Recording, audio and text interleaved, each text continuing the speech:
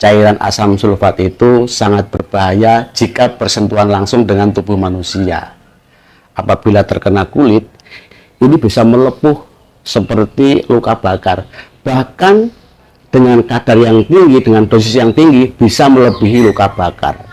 Bayangkan, kalau diminum atau dikonsumsi oleh ibu hamil, akan jadi seperti apa ya?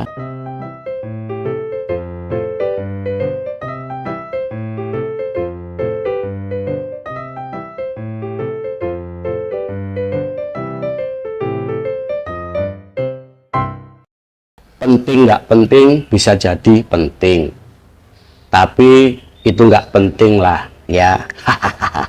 yang penting jangan dianggap nggak penting, karena itu penting.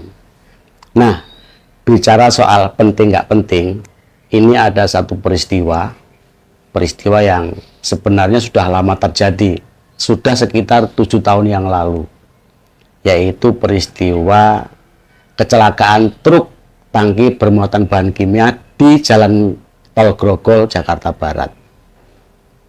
Pada saat kecelakaan, cairan kimia dalam tangki itu tumpah ke jalanan.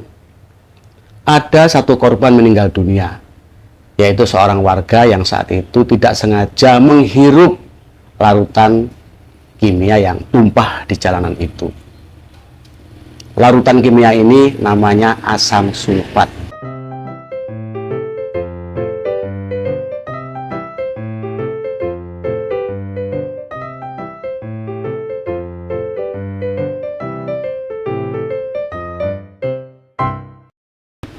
Saya tidak bisa membayangkan seorang warga tidak sengaja menghirup larutan asam sulfat itu bisa meninggal dunia.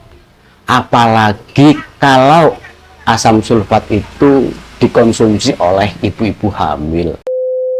Nah, asam sulfat yang disarankan untuk dikonsumsi oleh ibu-ibu hamil itu baru-baru ini viral di media mainstream maupun media sosial, yaitu pernyataan dari salah seorang calon wakil presiden, cawapres paling muda se-Indonesia Raya sepanjang sejarah, yaitu Mas Gibran Rakabuming Raka, pada saat acara, kalau nggak salah kampanye ya.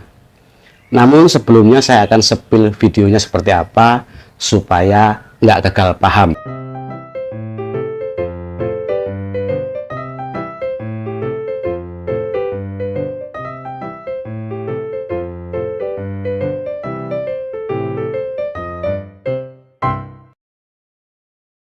Kalau sudah menikah, sudah hamil, harus dicek iodium, asam sulfat ini memenuhi enggak. Nanti kalau sudah melahirkan, anaknya harus dicek juga.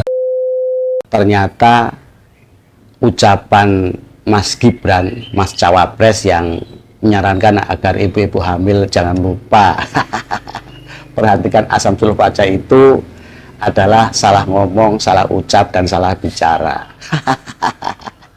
Dan Mas Gibran Rakabuming Raka yang juga merupakan putra mahkota dari Presiden Jokowi sekaligus wali kota Solo itu sudah meminta maaf. Dan ya tentu kita maafkan ya, karena kita adalah makhluk pemaaf.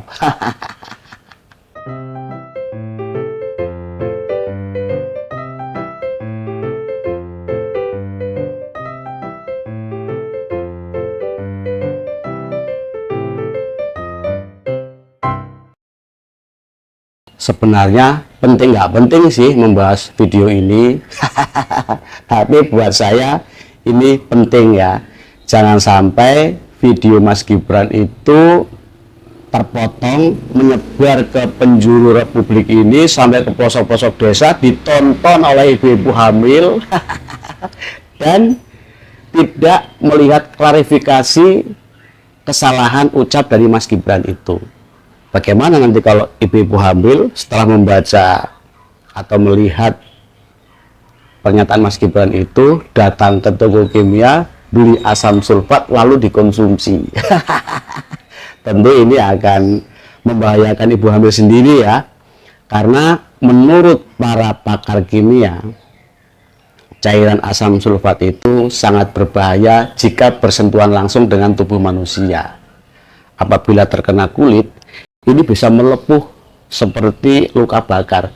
Bahkan dengan kadar yang tinggi, dengan dosis yang tinggi, bisa melebihi luka bakar. Bayangkan, kalau diminum atau dikonsumsi oleh ibu hamil, akan jadi seperti apa ya? Salah seorang yang pernah mengalami celaka akibat terkena cairan kimia asam sulfat ini adalah Pak Novel Baswedan. Pada saat itu ia diserang oleh orang tidak dikenal yang sengaja ingin mencelakainya. Dan saat ini kondisi Pak Novel Baswedan ini mengalami cacat permanen.